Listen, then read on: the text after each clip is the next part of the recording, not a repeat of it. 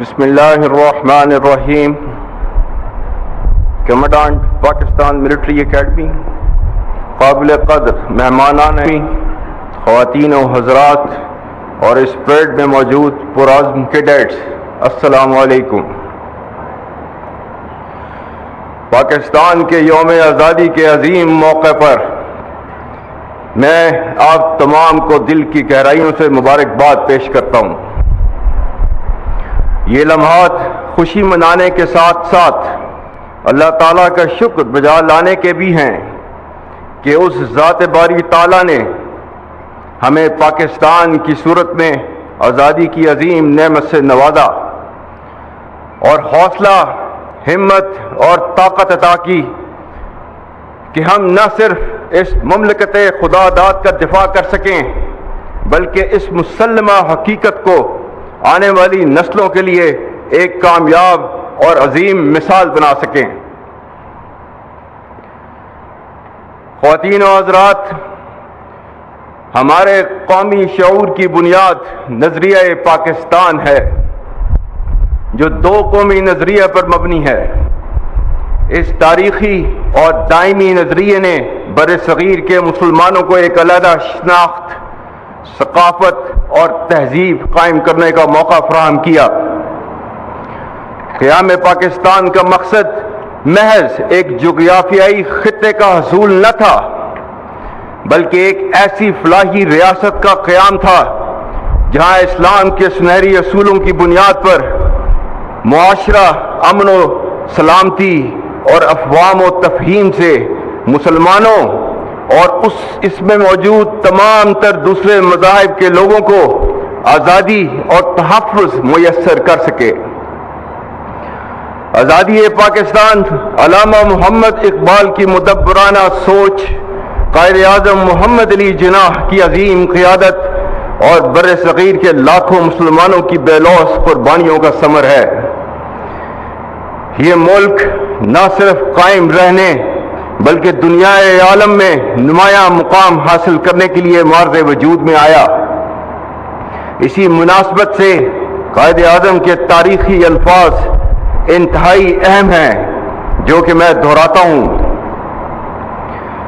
We have undoubtedly achieved Pakistan, and that too without war, practically peacefully, by moral and intellectual force, and with the power of the pen, which is no less mightier than that of the sword, and so our righteous cause has triumphed.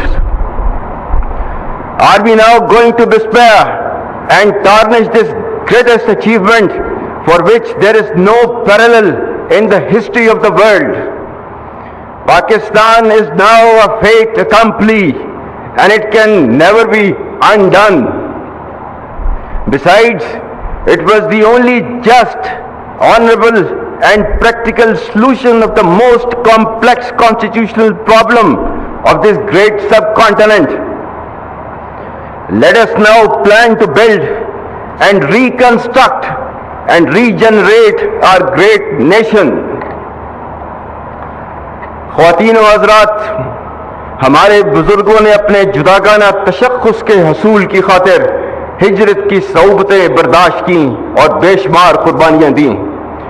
آج کے دن ہم تحریک پاکستان کے قائدین اور کارکنان کو خراج عقیدت پیش کرنے کے ساتھ ساتھ ان شہداء، غازیوں اور لواحقین کو بھی سلام پیش کرتے ہیں جنہوں نے ان قربانیوں کی بنا پر آزادی کے پرچم کو ہمیشہ سر بلند رکھا. بلا شبہ آج ہمارا ان آزاد فضاؤں میں زندگی بسر کرنا شہداء کی عظیم قربانیوں کی مرہون منت ہے. جس طرح قیام پاکستان کے وقت ہمارے اجداد نے متعدد مشکلات کا سامنا کیا، اسی طرح ہم نے اپنے ارتقائی دور میں خاص طور پر ماضی قریب میں متعدد چیلنجز کا بخوبی مقابلہ کیا. الحمدللہ کسی بھی مشکل نے ہمارے عزم اور ارادے کو کمزور نہیں کیا.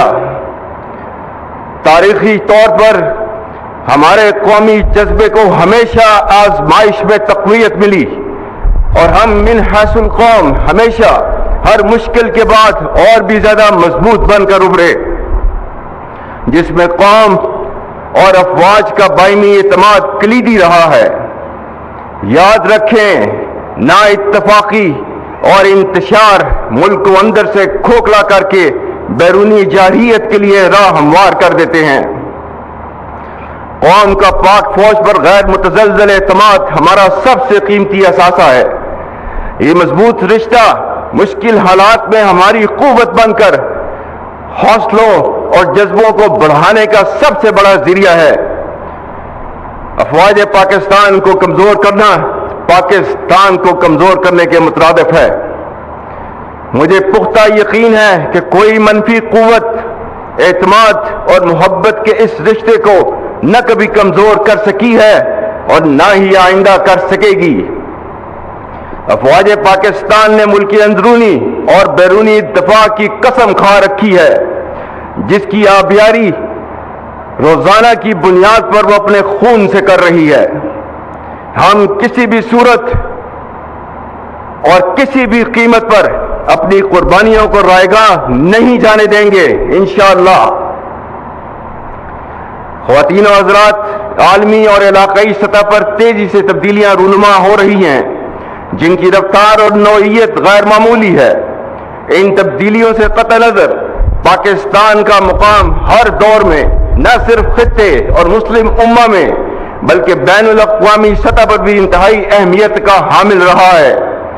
ہم دنیا میں اپنی امن پسندی اور اصولوں پر مبنی موقف کی وجہ سے ایک نمایاں مقام رکھتے ہیں۔ اللہ تعالیٰ کی عطا کردہ بے پناہ قدرتی وسائل، جفا کا شوام اور حوصلہ مند جوانوں کی بدولت بلا شبہ پاکستان کا مستقبل روشن و تابناک ہے۔ بدقسمتی سے ہمارے خطے میں انتہا پسندی اور دہشت گردی کے عزائم رکھنے والی قوتیں سرگرم عمل ہیں۔ عوام، افواج پاکستان اور قانون نافذ کرنے والے اداروں نے دہشت گردی کا کامیابی سے مقابلہ کیا ہے اور نہ صرف لازوال قربانیاں دی ہیں بلکہ آنے والے وقتوں میں بھی کسی قربانی سے دریغ نہ کرنے کا مصمم اور غیر متزلزل ارادہ رکھتے ہیں۔ انسداد دہشت گردی کے لیے مکمل یکسوئی کے ساتھ اختیار کی جانے والی کثیر الجہتی حکمت عملی، عزم استحکام، قومی عزم کا استعارہ، سلامتی کی ضامن اور وقت کا اہم تقاضا ہے۔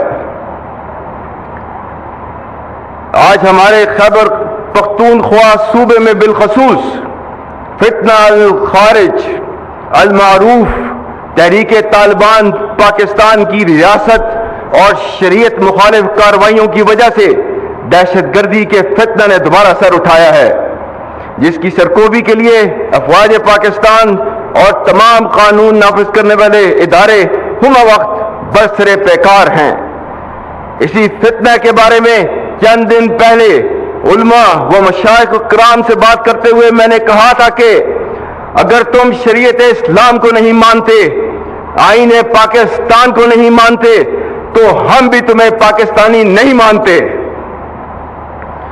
دہشت گردی کے خلاف جنگ میں خاص طور پر ہمارے پختون بھائیوں نے جرت، ایثار اور قربانیوں کی جو لازوال داستان رقم کی ہے، اس پر پوری قوم انہیں سلام پیش کرتی ہے۔ اور جس طرح فساد فی الارض کو پھیلانے والی طاغوتی قوتوں کے سامنے افواج پاکستان بشمول تمام قانون نافذ کرنے والے اداروں کے شانہ بشانہ خیبر پختونخوا کے عوام ایک سیسا پلائی ہوئی دیوار کی مانند پچھلے 22 سال سے کھڑے ہیں، اس کے لیے پوری پاکستانی قوم آپ کی مرہون احسان ہے۔ میں پاکستان اور بالخصوص خیبر پختونخوا کی غیور عوام کو اللہ کے احکامات کی روشنی میں یقین دلاتا ہوں کہ آپ فساد فی الارض کے خلاف جنگ لڑ رہے ہیں، جس میں اللہ کے وعدوں کے مطابق فتح انشاءاللہ ہماری ہوگی۔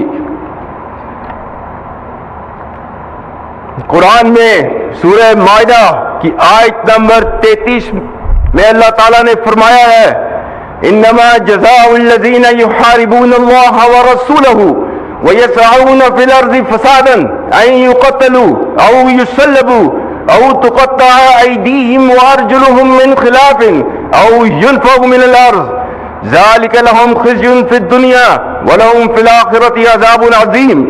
اور اس کا ترجمہ ہے، بے شک جو لوگ اللہ اور اس کے رسول سے جنگ کرتے ہیں اور زمین میں فساد انگیزی کرتے ہیں، ان کی سزا یہی ہے کہ وہ قتل کر دیے جائیں یا سولی چڑھا دیے جائیں یا کاٹ دیے جائیں ان کے ہاتھ اور پاؤں مخالف سمتوں سے، یا نکال دیے جائیں وہ اپنے ملک سے. یہ ان کے لیے رسوائی ہے دنیا میں اور